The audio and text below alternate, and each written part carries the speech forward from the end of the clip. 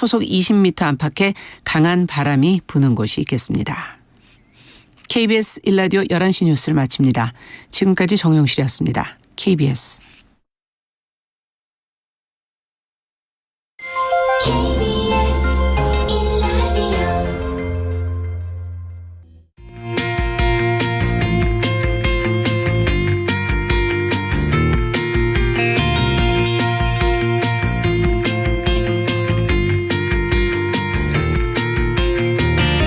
신성원의 뉴스 브런치. 안녕하십니까. 아나운서 신성원입니다. 직장인 10명 중 3명이 직장 내 괴롭힘을 겪고 있다는 조사 결과가 나왔습니다. 직장갑질 119 조사에 따르면 괴롭힘을 겪은 이들 중 절반 정도는 심각한 수준의 괴롭힘이었다, 이렇게 응답을 했는데요. 하지만 정작 괴롭힘을 당해도 절반 이상이 그냥 참거나 모르는 척한다라고 답했다고 합니다. 지난 2019년 7월부터 직장 내 괴롭힘 금지법이 시행되고 있지만 여전히 직장인들은 괴롭힘을 당하고 있고 신고가 아닌 그냥 참는 쪽을 택하고 있다는 건데요. 오늘 뉴스픽에서 이 문제 자세히 짚어보겠습니다.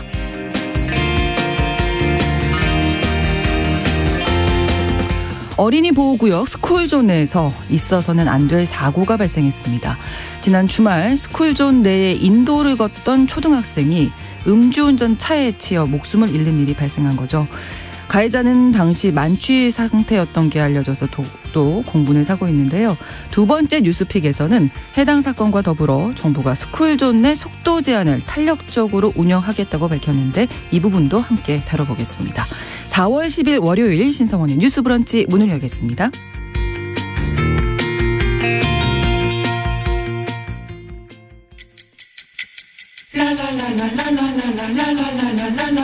듣고 공감하고 진단합니다. 우리 사회를 바라보는 새로운 시선. 신성원의 뉴스 브런치 뉴스픽.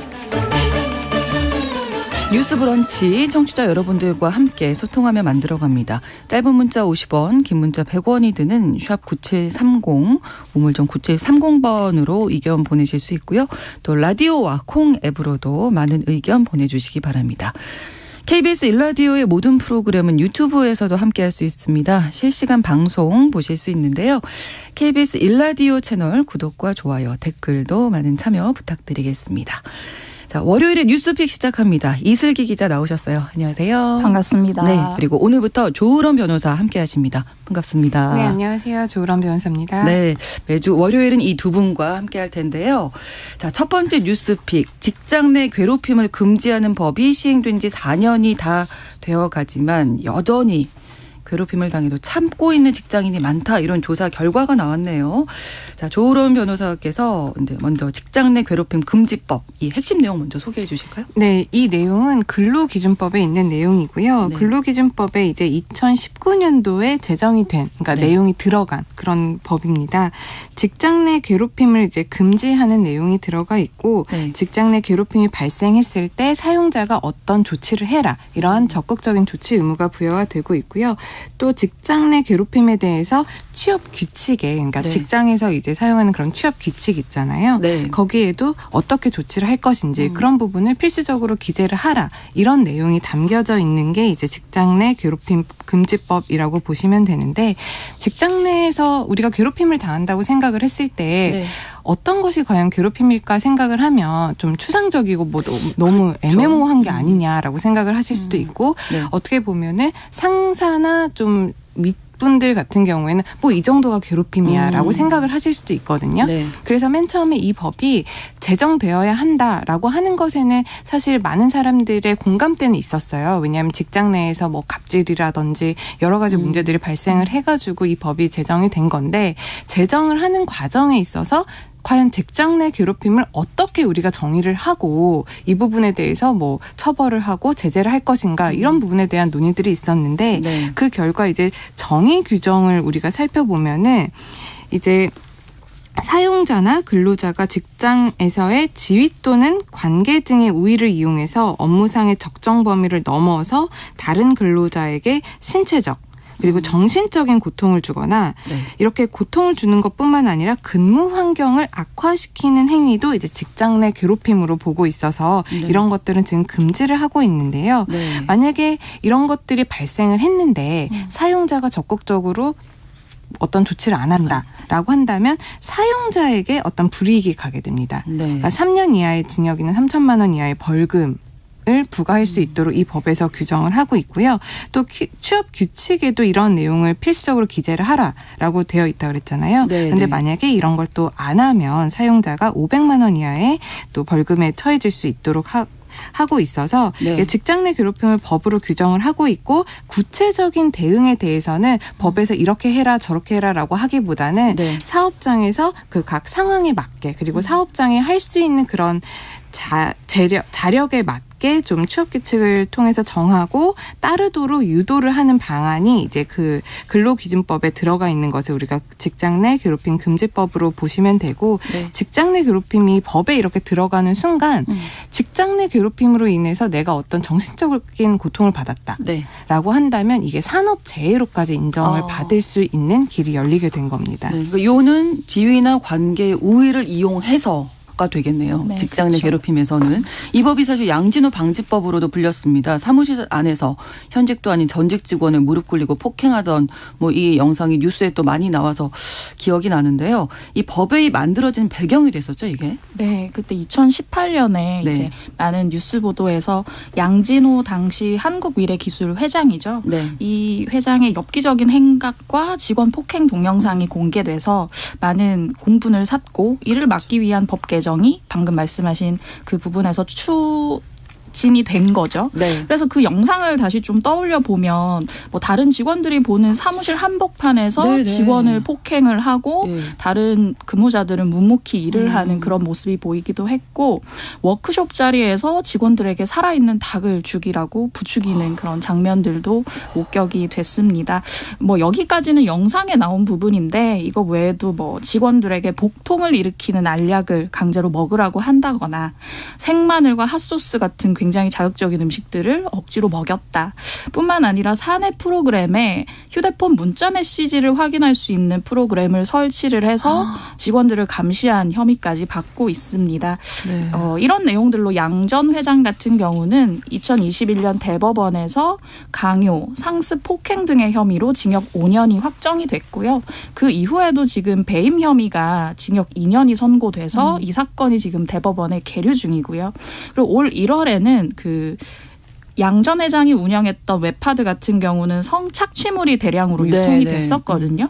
이것으로 수백억 원의 수익을 거둔 혐의로 징역 5년이 추가돼서 모든 것에 형이 확정이 된다고 하면 양 전 회장은 12년 정도 수감을 할 것으로 보입니다. 네. 근데 그 피해 보신 분들, 그 당시에 피해 보신 분들 지금도 아마 그 기억 때문에 너무 힘들게 계실 것 같은데요. 일단 직장에서 이 법이 마련이 돼 있잖아요. 괴롭히지 말아라. 네. 이런 법은 마련이 돼 있는데 뭐 이만큼은 아니어도 여전히 지금 이제 직장인들이 괴롭힘을 당하고 있다. 이렇게 설문조사 결과 나온 거죠. 그렇죠. 이제 직장 내 괴롭힘 금지법이 말씀하신 것처럼 시행 4년 차를 맞았는데 네. 아직도 일터에서 괴롭힘을 많이 당한다는 설문조사 결과가 나왔습니다. 시민단체 직장갑질 119가 네. 사무금융부분투재단과 함께 엠브레인 퍼블릭에 의뢰한 조사 결과고요. 95% 신뢰 수준의 표본오차 플러스 마이너스 3.1%포인트고요.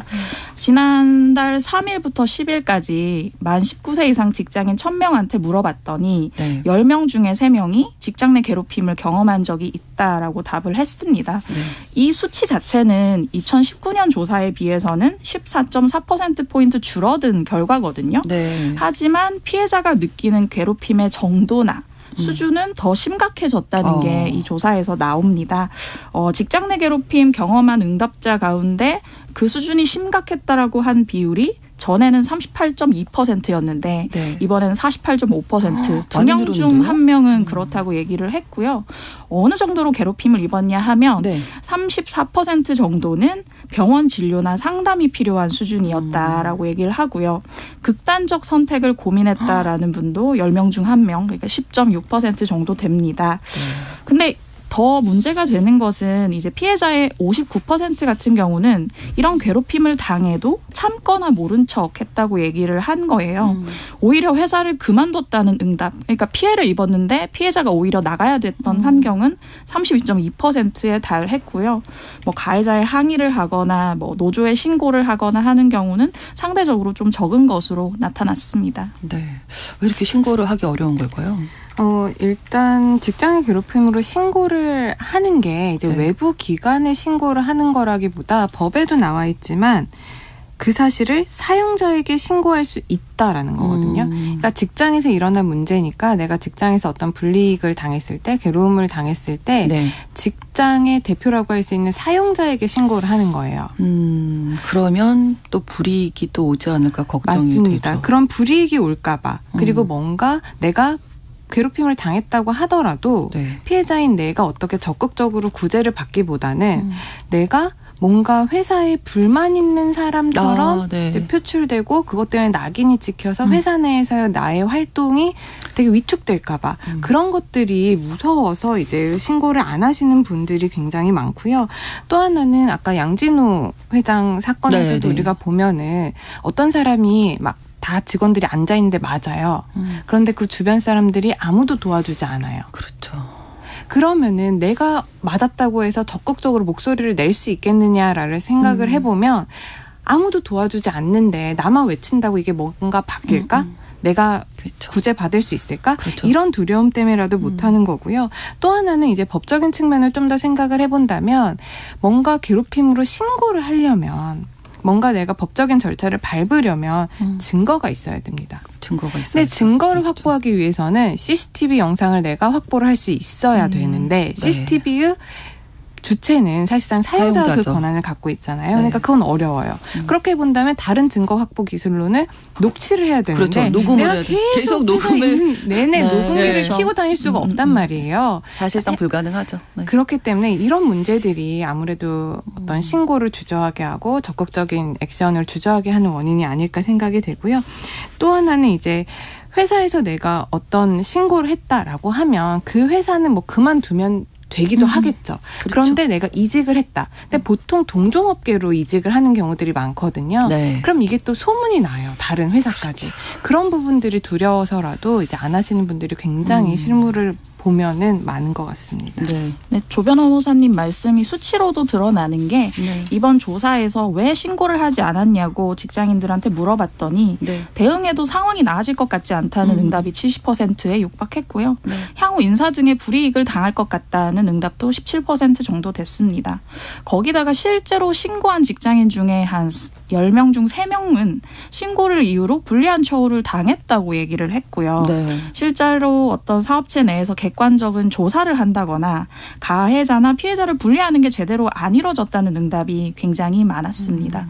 그리고 방금 이제 CCTV 확보 같은 게 어렵다고 하셨는데 양 전 회장 같은 경우도 네. 그 해당 직원을 폭행하는 건이 양 회장이 다른 직원한테 지시를 해서 그걸 찍으라고 했다 그러거든요. 그건 굉장히 보편적이지 않은 상황인 거잖아요. 네네. 아마 양 전 회장은 어떤 뭐 일벌 100개 같은 상황을 생각했던 것 같은데 이것이 이제 밖으로 나간 것도 그런 경위가 있었던 거기 때문에 네. 일반적이지는 않은 상황이라고 볼 수 있습니다. 그렇습니다. 청취자 9312번 쓰시는 분께서 제가 아는 경우에도 신고를 했더니 오히려 보복성 인사로 인사고과에 반영해서 승진 누락하는 경우 태반이고요.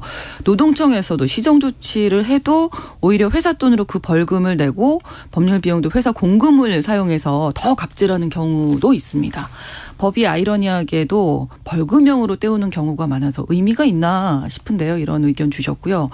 2123번 쓰시는 분께서도 저도 계약직으로 일할 때 나이 많은 정규직이 사사건건 간섭하고 해서 못 견디고 나왔습니다. 지금은 다른 곳으로 이직을 하셔서 정규직이 되셨대요. 근데 아직도 그 직장 지나칠 때면 그때 기억이 떠올라서 그쪽 회사는 트라우마죠. 네, 그렇죠. 보기도 싫다고 하시는데 이런 경우가 아마 비일비재할 것 네. 같고요. 1492번으로는 솔직히 대기업보다 중소기업, 그보다 더 작은 기업에서는 신고하기도 어렵습니다 하는데 이번 조사에서도 이런 내용이 나왔잖아요. 네, 그리고 지금 법을 계속 제가 말씀을 드리는데 네. 이 직장 내 괴롭힘으로 이제 적극적인 조치를 할 의무가 사용자에게 부과되어 있는 이 조항이 5인 미만 사업장엔 또 적용이 되지 않아요. 방금 문자 주신 그분 말씀처럼 대기업은 오히려 이런 부분에 대한 시스템이 갖춰져 있는 곳들이 신고라도 할 수 굉장히 있게는 돼 있는데 네. 그런데 영세한 사업장인 경우에는 그 안에서 일이 일어나더라도 이 법의 적용도 안 받을 뿐더러 그냥 서로 쉬쉬하고 넘어가거나 오히려 더 보복성 인 문제들로 돌아오는 경우들이 있기 때문에 많이 못하시기도 하고 최근에는 이런 사건도 제가 하나 의뢰를 받았었던 적이 있는데 어떤 분이 직장 내에서 이제 괴롭힘은 아니고 성희롱을 당하신 거예요. 네. 성추행이랑. 근데 했는데 네. 나중에 이게 다 무혐의가 나오셨대요. 네. 그래서 오히려 자기를 무고 내지는 업무방해로 회사 그렇죠. 측에서 그리고 네. 가해자 측에서 오히려 역고소를 당해서 오셨는데 그런 부분을 보면 이게 현실이구나를 느끼면서 굉장히 많이 안타까웠습니다. 네, 그러니까 저 지금 계속 이야기 들으면서 직장 내 괴롭힘이나 지금 말씀해주신 성희롱, 성추행 이 부분이 가해자와 피해자 사이의 어떤 그 인식의 간극이 너무 크다. 맞아요. 예, 이런 생각이 또 들었는데 좀 비슷한 부분이 있는 것 같죠. 그동안 법 적용 받았던 구체적인 사례도 좀 이야기해 주시겠어요, 조은정 변호사께서? 네, 그 직장인 뭐 갑질 인정받을 수 있다. 최근에 뭐 언론 보도에 많이 나왔었던 사례 중에 뭐 여직원에게만 뭐 밥 짓기를 시키고 뭐 빨래를 시키고 이런 문제도 우리가 다뤘었는데 이것도 직장인의 갑질 내지는 직장 내 괴롭힘으로 인정이 된 사례고요.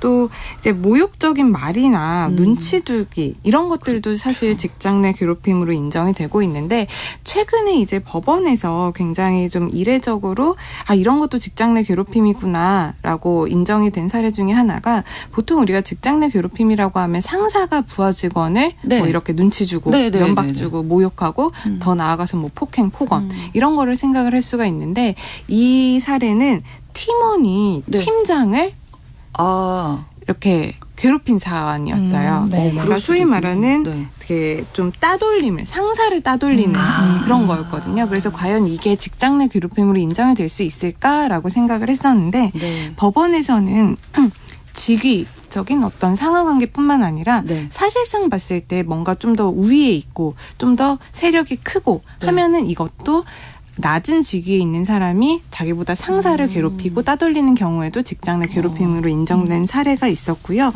또 하나는 이제 우리가 근로자라고 하면 고용계약을 체결한 사람을 말을 하잖아요. 그렇죠. 그런데 근로자로서 고용계약을 체결한 사람이 아니라 특수고용직이라고 해서 뭐 프리랜서라든지 아니면 그런 분들에게는 과연 이 근로기준법이 적용이 안 되는 사례들이 많았는데 최근에 1심 법원 판단이기는 합니다만 이제 특수고용직으로 일을 하는 캐디분이 이제 직장에서 괴롭힘을 당한 거예요. 그래서 원래는 이제 고용노동청에서는 이거는 고용계약을 한 근로자가 아니기 때문에 직장 내 괴롭히기는 하지만 법적으로 보호받을 수는 없다라는 판단을 했었는데 이게 1심 법원에서는 고용계약을 하지 않은 근로자지만 실질적인 의미의 근로자로 봐서 직장 내 괴롭힘에 해당하고 그에 대한 구제도 받을 수 있다라는 판단이 나와서 좀 더 우리가 사각지대에 있을 수 있다라는 이런 특수고용직이나 프리랜서 이런 분들에 대한 어떤 구제를 받을 수 있는 법원의 판단이 온 것이 아닐까 생각을 해보는데 이게 1심 판단이기 때문에 또 2심, 3심 좀 어떻게 될지는 좀 지켜봐야 될 것 같습니다. 일단 고용부에서 정부에서 계속 뭐 이런 것이 괴롭힘입니다. 뭐 판단 기준이라든지 이런 것들을 계속 제시는 하고 있잖아요. 그 내용 좀 소개해 주실까요? 네, 2019년 7월부터 이 법이 시행되고 나기 직전에 고용노동부가 2019년 2월에 내놓은 매뉴얼이 있거든요. 이거를 직장인분들은 한 번씩 이제 포털 사이트 가셔서 보시면 좋을 것 같은데 직장 내 괴롭힘 판단 및 예방 대응 매뉴얼이라고 하고요. 여기서는 이제 직장 내 괴롭힘의 정의라든지 범위나 예시 등을 명시를 해놨습니다. 뭐 개념 같은 경우는 아까 조 변호사님도 짧게 얘기를 하셨는데 사용자 또는 근로자가 직장에서의 지위 또는 관계 등의 우위를 이용해서 업무상 적정 범위를 넘어서 다른 근로자에게 신체적, 정신적 고통을 주거나 근무 환경을 악화시키는 행위고요. 근데 여기에 대해서 조금은 유연하게 지금 적용을 하려고 하는 것 같아요. 아까 조 변호사님 말씀하신 것처럼 팀원이 팀장을 따돌린 경우에 대해서도 적용을 하고 네. 그리고 아까 말씀하신 골프 캐디분 같은 경우는 그분이 이제 캐디를 관리하는 사람에 의해서 이제 많은 피해를 입었고 결과적으로는 극단 선택을 했던 사례인데 여기에 대해서도 1심 법원은 적용을 할 수 있다고 보고 있고요. 네. 또 이제 여러 가지 측면 중에 하나로 이런 것도 가능하다를 본다면 네. 뭐 괴롭힘 행위가 발생한 장소는 반드시 사업장 내부일 필요는 없습니다. 아, 그 매뉴얼에 네네. 따르면요. 그래서 회사 밖으로 나가서도. 네, 회사 밖으로 나가서도 가능하고 혹은 이제 요새는 워낙 온라인으로 폭언 같은 걸 많이 하는데 사내 메신저나 소셜 미디어에서 발생한 경우도 직장 내 괴롭힘에 해당될 수 있고요. 그리고 정당한 이유 없이 성과를 인정하지 않거나 네. 혹은 의사결정 과정, 뭐 다 같이 회의하는 과정에서 자꾸 배제를 시키는 등의 집단 따돌림, 그리고 개인사에 대한 뒷담화를 한다거나 혹은 회식에 참여하라고 강요하는 경우가 굉장히 많잖아요. 네네. 이것도 직장 내 괴롭힘에 해당될 수 있다고 얘기를 하고 있습니다. 네. 청취자 여러분들께서 의견 많이 주고 계십니다. 9153번 쓰시는 분께서 솔직히 참을인 3번 새기고 참다가 먼저 관두게 됩니다. 예, 이런 경우가 아마 많을 것 같고요. 1014 쓰시는 분께서 어디까지 직장 내 괴롭힘인지 구분하기가 사실 어렵긴 하다고 하셨습니다. 지금 이슬기 기자님 말씀해 주신 부분 참고하시면 좋을 것 같고요. 1918번으로 함께 사는 세상에서 서로 이해하면서 살면 좋을 텐데 동료에게 왜 갑질을 하는지 이해가 안 가고 씁쓸하기만 합니다. 이게 이제 우리 모두가 안타까워하는 부분일 것 같아요. 청취자 장재용님 직장 괴롭힘 누구나 알면서도 아무도 제대로 손쓰지 않고 회피하기 바쁜 한국 사회네요. 개선돼야 합니다. 우리 함께 살아가야 하니까요. 아마 많은 공감하실 것 같고 또 청취자 8987번 쓰시는 분께서 중앙노동위 뭐 이렇게 직장 내 괴롭힘으로 인정받아도 행정소송까지 가버리면 피해자만 사실 힘들어지거든요. 법의 테두리가 무용지물일 때도 있는데 이 사각지대 법망을 좀 어떻게 보완해야 할지 이 부분 이제 두 분께서 의견 나눠주시면 좋겠습니다. 조 변호사님께서. 네, 방금 문자 주신 분에 대해서 말씀드리고 싶은 게 너무 공감하는 부분이에요. 네. 왜냐하면은 이제 피해자가 자기가 피해를 당해서 어떤 구제를 받고 싶은데 자기의 비용과 시간을 써야 됩니다. 이 부분이 진짜 가장 커요. 그렇죠. 왜냐하면은 내가 괴롭힘을 당해서 내가 피해를 입었는데 내 돈과 내 시간을 써가면서 내가 적극적으로 구제 활동을 해야 된다라고 하면 사실 생계에 매여 있는 많은 분들이 이거를 적극적으로 실천을 하기가 현실적으로 굉장히 어렵고요. 또 이게 뭐 행정 소송까지 가야 되고 이래버리면 정말 굉장히 오랜 시간이 걸립니다. 네. 뭐 1심 법원의 판단이 요즘 아무리 빨라도 1년은 지나야 이제 나오거든요. 그럼 1심 법원 판단 가기 전에 노동청에서는 그럼 빨리 이런 것들을 좀 결과를 내주냐? 그것도 아니에요. 코로나 이후에 훨씬 더 그런 기간이 길어지고 또 이제 사용주나 회사나 가해자 입장에서는 자기가 어떤 불이익을 받지 않기 위해서 굉장히 또 적극적으로 방어를 합니다. 그렇죠. 그렇게 된다면 사실 피해자로서는 내가 피해를 입었는데 내 돈, 내 시간 써가면서 굉장히 긴 시간을 힘들게 싸워야 하는 부분 그리고 나를 주변에서 지지를 해주는 경우가 많이 없다 보니까 그런 부분에 있어서 많이 좌절감을 느끼게 되시고 제가 직장 내 괴롭힘법이 있습니다라고 설명을 드리지만 사실상 있는 거랑 이 부분에 대해서 직장 내 괴롭힘을 한 사람들을 처벌하는 문제랑은 또 다르거든요. 네. 실제로 지금 이 직장 내 괴롭힘 법에 있어서는 가해자를 적극적으로 처벌하는 법이 아닙니다. 회사에서 이런 부분들이 생기면 적극적으로 조치를 해라라는 법이기 때문에 실제로 가해자를 처벌하기 위해서는 형법상의 뭐 폭행죄라든지 모욕죄라든지 명예훼손죄, 뭐 강요죄 이런 것들을 적용을 해서 또 경찰에 고소를 해야 되는 문제인 거거든요. 그렇기 때문에 지금 만들어진 이 법이 완벽하게 직장 내 어떤 갑질 내지는 괴롭힘을 뭐 제재할 수 있다, 규제할 수 있다라고 보기는 어렵습니다. 네, 또 직장 내에서 계속 소문 나잖아요. 소송하고 있대 회사를 상대로. 이런 것들도 아마 좀 부담이실 것 같고 쉽지는 않은 문제겠지만 그래도 어떤 점들이 좀 보완돼야 할지. 이 부분에 있어서는 사실 직장 내 괴롭힘이 무엇인가에 대해서 사용자와 이제 일하시는 분 혹은 같은 근로자 간에도 좀 위계에 따라 생각이 다르신 것 같은데 이 법이 처음에 제정된다고 했을 때 이제 말이 많았던 부분 중에 하나가 무엇을 직장 내 괴롭힘으로 볼 것인가. 네. 이것까지 직장 내 괴롭힘이야? 뭐 요즘 소위 MZ세대는 그렇게 보는 거야? 라는 세대 갈등처럼 가는데 네. 근데 이거를 세대 갈등으로 저는 치환할 수 없다고 보고 물론 집단 경험이 다르기 때문에 조금씩 생각이 다르시긴 하겠지만 이 법을 준용하는 과정에서 우리가 직장 내 괴롭힘의 좀 범위를 좀 찾아가야 될 것 같아요. 그래서 네. 어떻게 보면 뭐 사용자와 근로자 간에 서로 대화를 많이 하는 계기가 좀 필요하다고 생각이 들고 네. 그리고 이제 지금 법 적용 자체는 5인 미만도 좀 하려고 노력은 하지만 실제 이제 법에 규정이 돼 있는 부분은 아니기 때문에 사실 이렇게 작은 사업장에서 더욱 극심한 일이 일어날 수 있잖아요. 네. 그런 것에 대한 좀 보완 입법이 필요하지 않나 생각이 듭니다. 좋습니다. 뉴스 브런치 1부 마치고 2부에서 뉴스픽 이어가겠습니다. 11시 30분부터 일부 지역에서는 해당 지역 방송 보내드립니다.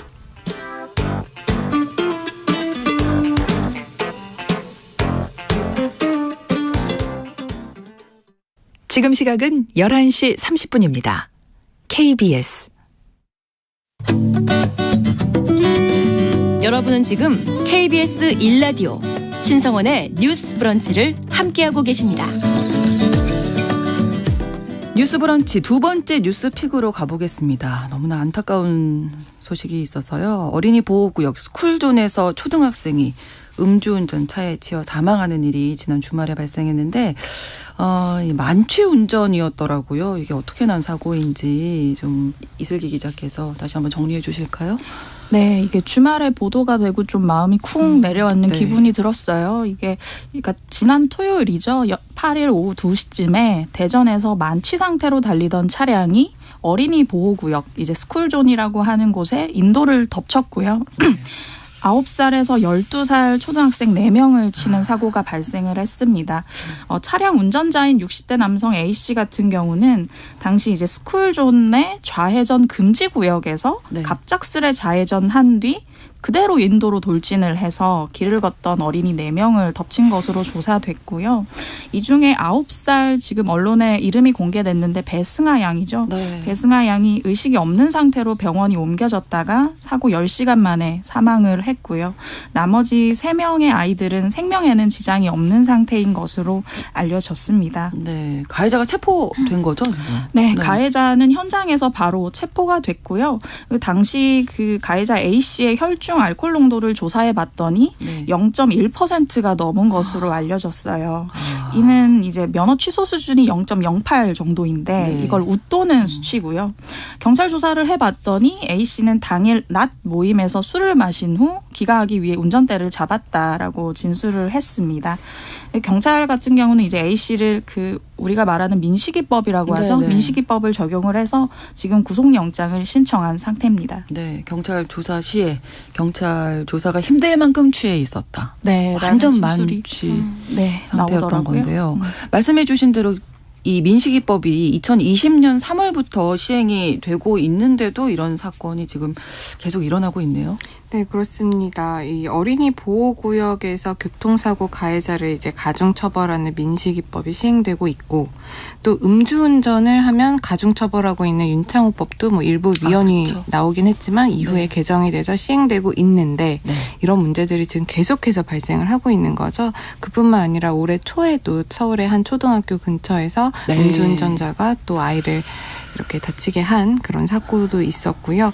이렇게 민식이법이라든지 윤창호법이 있음에도 불구하고 계속 이렇게 사건, 사고들이 생긴다는 게 굉장히 마음이 안타깝고 민식이법 을 좀 더 말씀을 드리면 네. 이제 운전자 부주의로 어린이를 이제 사망하게 하면 무기징역 또는 3년 이상의 징역이고 이제 다치게만 한다고 하더라도 500만 원에서 3천만 원 이하의 벌금이나 1년 이상 15년 이하의 징역에 처하는 그런 내용들을 담고 있습니다. 네.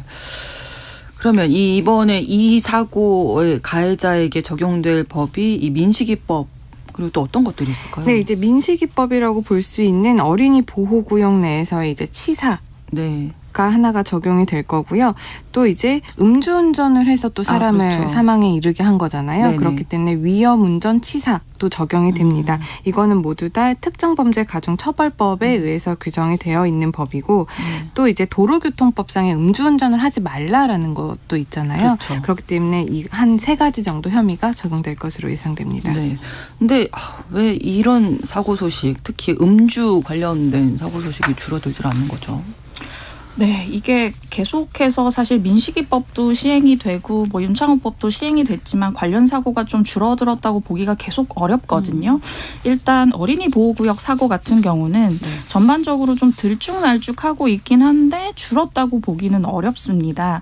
왜냐하면 2018년에 한 435건 정도 됐다가 2019년에 567건으로 올라갔고 2020년에 483건으로 잠깐 주춤했다가 민식이법 시행 다음 해죠. 2021년에는 500건을 또 넘어섰어요. 전반적으로 보면 매년 평균 500건 가까이 계속 유지가 되고 있고요. 그리고 스쿨존 교통사고의 어린이 사망자 같은 경우도 연평균 2 내지 3명으로 계속해서 발생을 하고 있습니다. 네. 청취자 여러분들의 의견 좀 들어볼까요? 1928번으로 유족이 이 배승아라는 이 승아양 실명과 얼굴 공개까지 하면서 가해자 엄벌을 촉구했습니다. 정말 가해자 엄벌해야 합니다. 너무 슬픕니다 하셨고요. 2123번으로 낮에 음주운전이라니 정말 참담합니다. 이 사망한 아이의 부모가 이름을 공개했던데 하늘이 무너지는 아픔이실 것 같습니다. 2981번으로 도대체 민식이법이 정말 무색하게 계속 사건이 벌어지고 있네요 하셨고 9778번으로는 스쿨존 속도만 줄이면 뭐합니까? 방지턱도 더 촘촘히 하는 게 필요할 것 같습니다. 많이 안타까워하는 사연 올려주시고 계신데 처벌은 이렇게 법으로 강화가 됐는데 여전히 사고가 이어지고 있는 중에 대통령실에서 국민 제한 정책화 과제라는 걸 공개했는데 이 내용에 그 어린이 보호구역 내 속도 제한에 대한 내용이 담겨 있다고요? 이게 어떤 건가요? 네, 방금 말씀드린 배승아양 사고 같은 경우는 8일 날 일어났는데 네. 대통령실에서 9일 다음 날 공개한 국민 제한 2차 정책화 과제에 여기 이제 민식이법 재검토가 필요하다. 스쿨존 규제 완화가 필요하다라는 내용이 들어갔습니다. 내용을 보면 이제 어린이 보호구역 내 탄력적으로 좀 속도 제한을 운영해야 된다. 현행은 시속 30km인데 네네. 사람이 많이 안 다니는 밤 같은 경우는 속도를 조금 더 높일 수 있도록 해야 한다는 내용이거든요.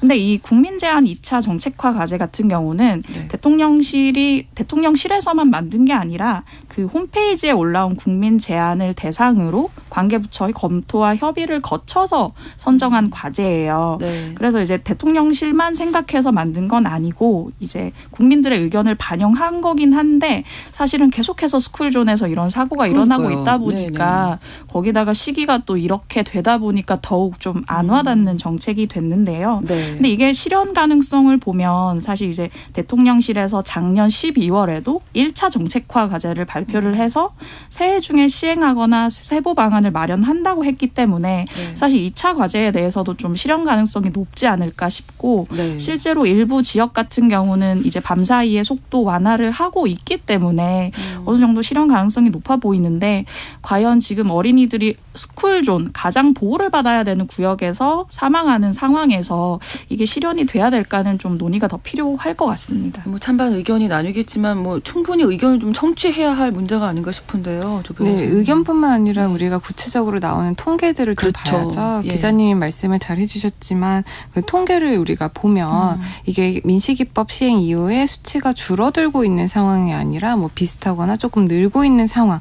이런 상황에서 뭐 민식이법의 취지를 좀 무색하게 하는 정책이 바로 시행되기는 좀 많은 국민들의 공감을 얻기는 조금 어려울 것 같고요. 네. 그리고 이런 통계뿐만 아니라 법원에서 이 사건들을 어떻게 처리했는지도 보면 너무 좀 솜방망이 아니냐라는 비난을 좀 면치는 못할 것 같습니다. 네. 왜냐하면 이제 김남국 의원실에서 이제 수집한 자료를 보면요.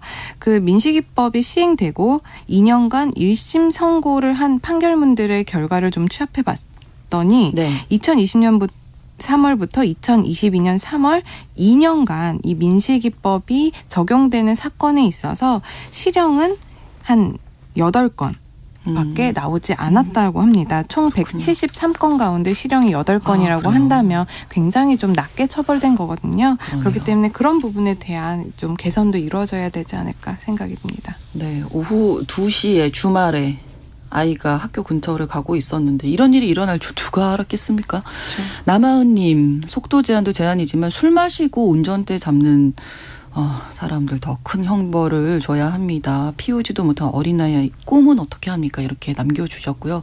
가윤아님, 주치 감경은 폐지되면 물론 가중 처벌돼야 하고 음주 유무에 따라서 자동차에 시동이 걸리지 않게 하는 그 의무 장착하는 걸 법제화해야 한다고 생각합니다. 얼마 전에 뉴스에서도 나왔고요.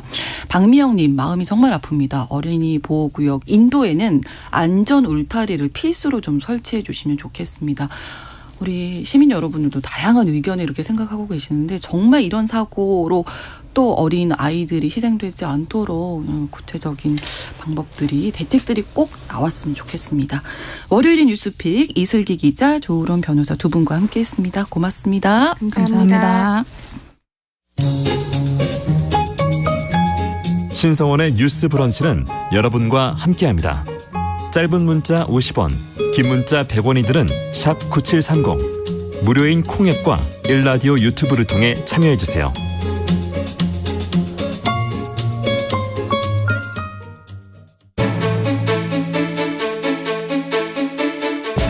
오늘날 주목해야 할 글로벌 이슈 뉴스 브런치 더 국제 라이브.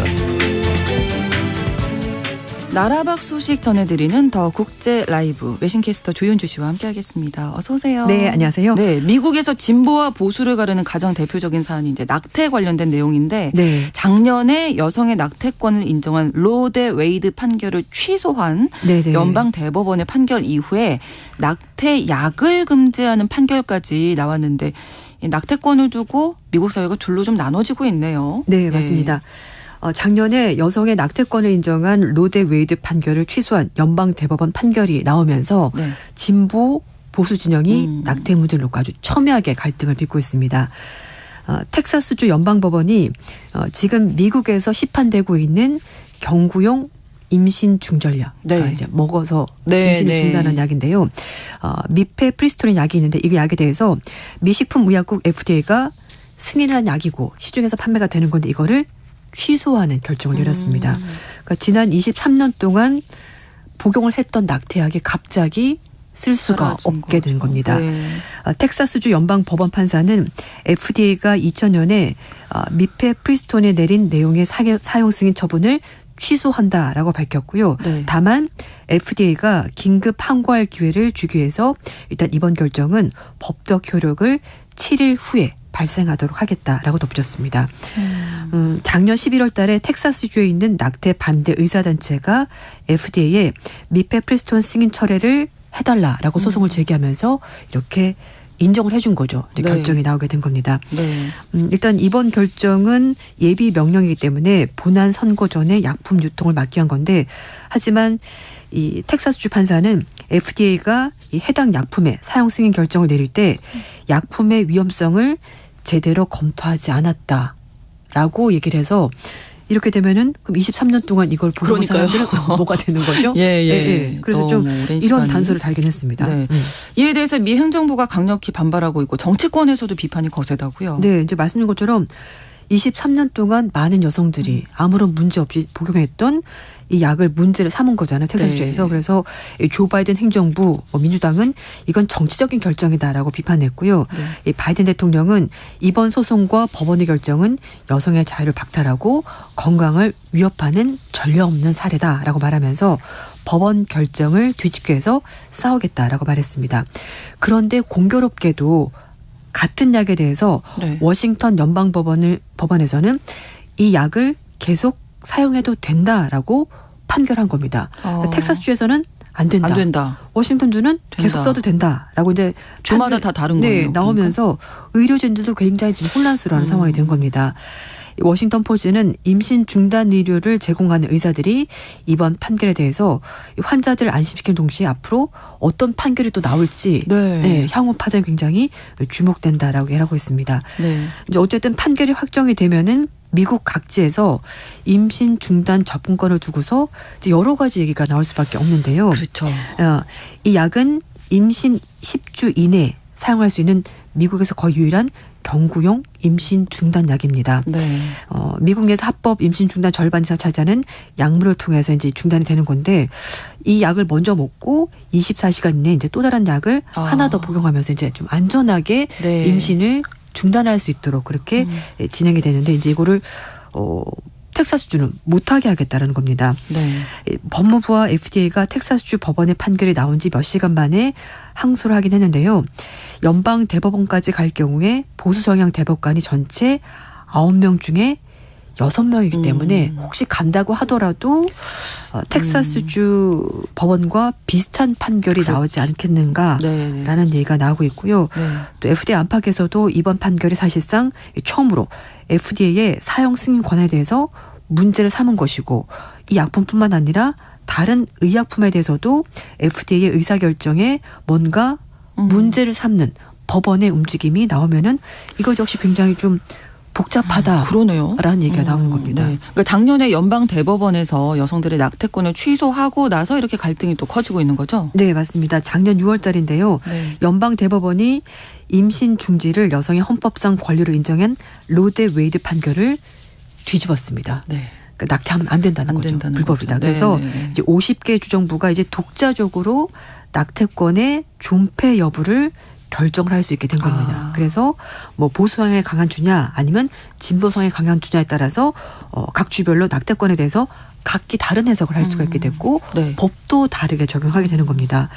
근데 미시간주 같은 경우에는 낙태 금지법을 폐지를 시켰습니다. 왜냐하면 이 법안은 지난 27년 동안 미시간주에서 뭐 폐지했다가 제정했다 폐지했다 제정했다 하면서 거의 뭐 좀비법이랑 마찬가지여서 결국은 이제 폐지를 하게 된 건데 네. 작년 11월 달 중간 선거에서 미시간주가 여성의 낙태권을 주 헌법상 기본권으로 명문하게 해서 헌법 개정안을 주민투표까지 붙였고요. 그때 네. 57%가 찬성하면서 가결이 됐고 이제 이번에 완전히 이제 마무리가 된 겁니다. 그리고 아이다호주 같은 경우에는요. 이제 미성년자가 다른 주로 이동을 해서 네. 낙태 중지 시술을 받는 것을 금지하는 법안을 최초로 도입을 한 겁니다. 임신 중지 시술을 낙태 시술을 네, 왜냐하면 제가 말씀드린 것처럼 각 주마다 다르니까. 낙태가 되는 주도 있고 안 되는 주도 있으니까 안 되는 주에서는 낙태 시술했다가 처벌을 받을 수 있으니까 네. 다른 주로 옮겨서. 네. 근데 아이다호는 다른 주로 안 된다는 거예요. 네. 그러니까 이거 사실 작년에 법원 판결에 뒤집힐 때부터 그것까지 처벌하는 주가 나오면 어떡하냐는 우려가 있었는데 이제 실제로 네. 아이다호주가 미성년자들이 다른 주로 가서 이런 낙태 시술 받는 것을 금지하는 그런 법안을 도입하게 된 건데요. 네. 부모의 동의 없이 미성년자의 임신 중지를 돕는 것을 금지하는 법안을 아이다호 주지사가 서명을 한 겁니다. 네. 이 법안은 낙태가 법적으로 금지된 아이다호는 물론이고요. 임신 중지가 가능한 다른 주로 이동을 해서 낙태약을 받거나 아니면 시술을 받는 행동을 돕는 행위까지 다 처벌하도록 했는데 징역 5년형까지 처해질 수가 있습니다. 이게 앞으로 미국 사회에서 어떻게 지금 또 결정이 될지 좀 혼란스러운 상황이 계속 되겠어요. 지켜봐요. 네. 그리고 이제 선거가 있으니까 그렇죠. 아무래도 이제 좀 스윙 스테이트라 그래서 네. 민주당인지 공화당인지 좀 약간 좀 반반씩 섞여 있는 주들이 있잖아요. 이제 그런 네. 주들이 이 법안에서 이제 이런 어떤 결정을 할지. 네, 누구를 지지할지에 따라서 또 대선 판도가 바뀔 수도 있고 그래서 정치권에까지 굉장히 큰 영향을 주는 그런 사안입니다. 네. 자, 두 번째 소식인데요. 코로나19의 기원이 지금 사실 명확하게 규명되지 않은 상태인 거죠. 맞아요. 여러 가지 썰은 있지만. 네. 네. 그래서 지금 세계보건기구 네. 사무총장이 다시 한 번 더 이제 코로나19 기원 얘기를 하면서 네. 또 이제 약간 또 혼란스러운 상황이 벌어지고 있는데요. 거브레스 사무총장이 중국이 코로나19 기원을 규명할 수 있는 키 열쇠를 가지고 있다라면서 네. 관련 정보를 좀 명확하게 공개를 해달라라고 얘기를 한 겁니다. 이 사무총장이 지난 6일 날 제네바에서 기자회견을 하면서 코로나19 기원 문제에 대해서 중국이 정보를 공유할 때까지 모든 가설을 유보할 수밖에 없다라면서 중국 측에 좀 더 적극적인 자세로 협력을 해달라라고 요구를 한 겁니다. 그러면서 중국이 가지고 있는 코로나19 정보에 대해서 국제기구가 전면적으로 접근할 수 없는 상황이고 그렇기 때문에 지금 뭐가 맞다라고 정확한 결론 내릴 수가 없다. 네. 그래서 기원을 둘러싸고 여러 가지 가설이 나고 있고 그렇기 때문에 중국이 협조를 해줘야지만 이 문제가 마무리가 될 수 있다라고 얘기를 한 겁니다. 그 2021년인가요? WHO 조사단이 중국 방문해서 한번 조사한 네. 적 있지 않나요? 맞습니다. 이 코로나19가 사실 2019년 1월 달에 중국 우한에서 처음 발생했었고요. 네. 그때 이제 수산시장에서 팔린 동물 때문에 퍼져나갔다고 얘기를 하면서 정말 전 세계적으로 엄청나게 많은 사람들 목숨 잃었는데 그동안에 미국과 동맹국들은 코로나19 기원조사에 대해서 다시 해야 된다라고 얘기를 하고 있습니다. 말씀하신 것처럼 세계보건기구가 2021년 1월 14일부터 2월 10일까지 우한에서 조사를 한번 했었습니다. 그런데 그때는 이제 바이러스가 실험실에서 유출됐을 가능성은 상당히 낮다라는 결론 내렸고요. 대신에 박쥐나 동물을 통해서 이걸 매개로 사람으로 전염이 됐을 가능성이 있는데 이것도 확실히 그렇다라고 말한 것이 아니라 그렇게 됐을 가능성이 있다라고 얘기를 했고 그래서 부족하기 때문에 한 번 더 조사를 해야 된다라고 얘기를 했던 겁니다. 네. 국제조사단이 조사를 벌였는데 명확하게 결론은 못 냈고 2차 조사도 없었다 보니까 네. 계속해서 이제 원인이 뭐냐. 네. 이 얘기가 계속 나오고 있잖아요. 지금. 네, 맞습니다. 그래서 이제 거벨스 사무총장도 중국 우한 실험실에서 바이러스가 나왔다라는 그 얘기를 다시 한번 얘기를 한 겁니다. 네. 거벨스 사무총장이 말씀드렸듯이 1월 달부터 2월 달까지는 1차 조사단이 갔다 왔고요. 같은 해 7월 달에 이 코로나19 유행과 우한 실험실에서 바이러스 유출 가능성에 대해서 완전히 아니라고 연관성을 배제하는 것은 시기상조다라고 가능성을 열어둔 겁니다. 그래서 과학자들이 코로나19 기원을 밝힐 수 있도록 중국이 좀 더 투명하게 자료를 공개해달라라고 얘기를 한 건데요. 근데 문제는 1차 조사단을 갔다 오고 나서 3월 달에 보고서가 나왔거든요. 그때는 우한 실험실에서 바이러스가 나왔을 가능성이 극히 낮다라고 결론을 내렸는데 또 사무총장은 완전히 배제할 수는 없다라고 얘기를 하면서 WHO 내에서도 여러 가지 얘기가 나오는 거죠. 그러니까 사람들 더 헷갈리기 시작한 겁니다. 네, 그래서 어쨌든 사무총장은 우한에 있는 중국 바이러스 연구소에서 바이러스가 나왔을지도 모른다는 그런 이론도 완전히 아니라고는 말할 수가 없다. 이렇게 얘기를 한 겁니다. 이 와중에 WHO가 2차 조사단 파견에 포기했다 이런 보도까지 또 나오다 보니까 더 헷갈리는 거죠. 그렇습니다. 영국의 과학지 네이처지가 이제 관련 보도를 하면서 더 상황이 복잡하게 된 건데요. 네이처지는 중국의 협조 부족 때문에 WHO가 코로나19 발원 기사 조사에 대해서 이제 포기를 했다. 2차 조사를 못하게 됐다라고 주장을 하게 된 겁니다. 중국의 정부 고위 관계자가 코로나19 기원 조사에 협조를 당부하는 편지를 보냈다라고 또 사무총장이 해명을 하게 됐고 그래서 이제 지금 두 가지 얘기는 뭐냐면 첫 번째는 정말 실험실에서 나왔느냐 아니면은 이제 동물을 통해서 전달이 된 거냐 이제 두 가지가 나온 얘기고 또 사무총장 얘기를 하는 것이 어쨌든 이걸 끝까지 우리가 파헤쳐야 된다. 첫 번째는 과학적으로 명확히 밝혀야 되고 도덕적으로도 문제가 있다라고 얘기하는 건데요.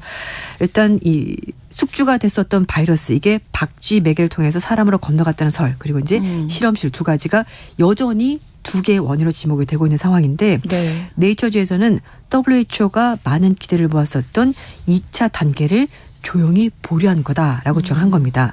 이 WHO가 코로나19 대응을 주도하던 이 전문가 마리아 반케르코벤의 말을 인용해서 2단계 조사는 없다라는 얘기가 나오면서 이게 이제 문제가 된 건데요. 네이처지의 기사에 발언된 이 전문가 얘기는 WHO가 단계적으로 작업을 수행할 계획이었는데 계획이 변경이 된 건데 자기가 인터뷰하는 과정에서 와전이 됐다. 계획이 변경이 된 건데 2차가 아예 없어진 건 아닌데 좀 와전된 것도 같다라면서 어쨌든 지금 현재로서는 2차 조사는 좀 미뤄진 것으로 그렇게 이제 정리가 된 거죠. 그렇군요.